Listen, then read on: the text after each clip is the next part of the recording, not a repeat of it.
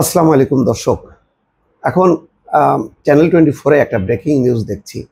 বেশ কিছুদিন বন্ধ থাকার পর সংযুক্ত আরব আমিরাতে ভিসা খুলে দেওয়া হয়েছে। এটা সংযুক্ত আরব আমিরাত বা ইউএইর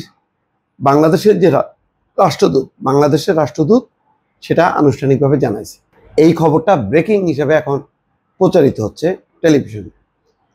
তো এটা খুশির খবর, আবার বলবো যে এটা একটা দুঃসংবাদ। কেন বন্ধ হয়, কেন খোলে, দর্শক আপনারা জানেন প্রচুর পরিমাণ বাংলাদেশি যায়।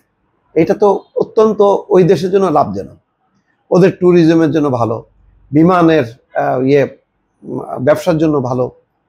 কিন্তু খারাপ কোনটা? খারাপ হচ্ছে অবৈধ কর্মকাণ্ড, অসাধু কার্যকলাপ, যার কারণে মাঝখানে একেবারে উন্মুক্ত ছিল। ভিসা নিয়ে দলে দলে গেছে, যে সেখানে কাজ করা শুরু করছে, যেটা একেবারেই নিয়মের বাইরে। একসময় ছিল যে ভিসায় যে আবেদন করলে যদি ওয়ার্ক পারমিট পেত তাহলে কাজ করতে পারবে।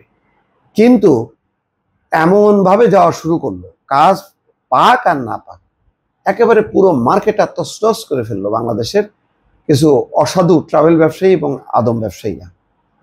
আমার ধারণা যে আবার সেই কাজটা শুরু হবে। এইটা যদি নিয়ন্ত্রণ করা যায় তাহলে বাংলাদেশ থেকে কিন্তু প্রচুর মানুষ যায়, বেড়াতে যায়, চিকিৎসার জন্য যায়, এটা ভালো। কিন্তু অধিকাংশই যায় হচ্ছে কাজের আশায়। এখন আবার এই আদম ব্যাপারীরা তৎপর হবে, বলবে চলো তোমার কাজ আছে, ওখানে যাবা, একেবারে দেখবা যে টাকার পর টাকা, ঘুরে উড়ে উড়ে উড়ে বেড়াচ্ছে। তারপর খেয়ে না খেয়ে কি দুরবস্থা দর্শক আমি দেখে আসছি, অকল্পনীয়। পার্কের মধ্যে শুয়ে আছে, মাঠের মধ্যে শুয়ে আছে, এক বেলা খায় তো আরেক বেলা খায় না। আর যে সমস্ত বাসা বাড়িগুলি আছে, কিছু বিল্ডিং আছে, ওখানে গাদা গাদা বিভিন্ন ছাদ করে করে আছে। অমানবিক জীবন। এই অমানবিক জীবনের জন্য দায়ী আমাদের নিয়োগকর্তারা, ওই ট্রাভেল ব্যবসায়ী এবং আদম ব্যবসায়ীরা। বাংলাদেশে বেকার, যাদের কাজ নাই, সুতরাং যাও জমি বিক্রি করো, ধার কর্য করো, 5 লাখ আনো, 7 লাখ আনো। অথচ ভিজিটে যাইতে গেলে টিকিট কত? টিকিট আপনার 60, 70, 80 হাজার টাকা। আর বাকিটা হলো ফাও।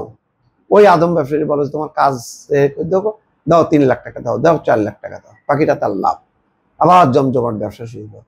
সুতরাং এই ভিসায় আমিরাতে যে বন্ধ ছিল, এটা আমাদের জন্য অপমান, দেশের জন্য।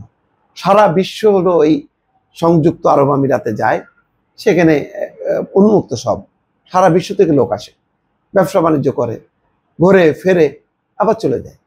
আর যারা কাজের জন্য আসে তারা ওয়ার্ক ভিসা নিয়ে আসে, অথবা ওখানে যে আবেদন করে যদি ওয়ার্ক ভিসা পায় তো সে থাকতে পারে, অসুবিধা তো নেই। এখন কি হবে? এখন আবার সেই পুরনো কিছু লোকের পকেট কাটা যাবে, কিন্তু কোনো কাজ নেই, কাজের নিশ্চয়তা নেই, পর্যাপ্ত কাজও নেই, কিন্তু দলে দলে ঢুকবে। কারা ঢুকবে? তাদের কোনো কাজের অভিজ্ঞতাই নেই। আজকাল একটা জিনিস ভাই মনে রাখেন, আমার ভিডিও তো দেখেন, আপনার কোনো কাজের অভিজ্ঞতা না থাকলে ওই IA, BA, MA পাস করেন আর ডক্টরেট হন, কোনো লাভ নেই। আপনার যে কোনো টেকনিক্যাল কাজ জানতে হবে। ওখানে উচ্চ পদে আপনি কাজ পাবেন না, ওখানে উচ্চ পদে কাজ পাবেন না। আপনি যে কাজগুলি পাবেন, আপনি ওয়েল্ডার হন, AC ঠিক করেন, কারেন্ট ঠিক করেন, কাঠ মিস্ত্রি হন, নির্মাণ শ্রমিক হন, আপনার কাজ আছে। ওটা ছাড়া আপনি মনে করছেন যে IA, BA পাস করে যাবেন, ওখানে টেবিল চেয়ার ফিট করা আছে, আর আপনি পায়ের পর পা তুলে ওখানে অফিস করবেন না। আমি এইটা ভিডিওটা করলাম সতর্কতার জন্য। ভালোভাবে বুঝে পা বাড়ান, টাকা নষ্ট করেন না ভাই। ভালো থাকবেন, আল্লাহ হাফেজ।